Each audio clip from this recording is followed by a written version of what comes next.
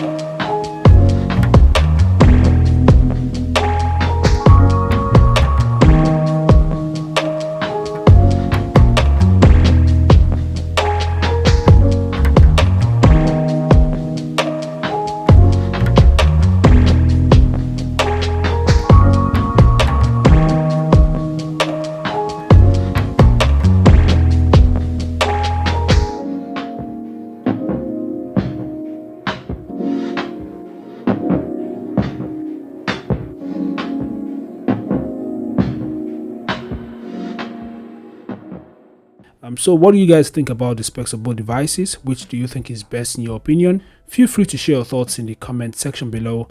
Thanks for watching, subscribe to the channel, and I'll see you guys in the next update. Peace out.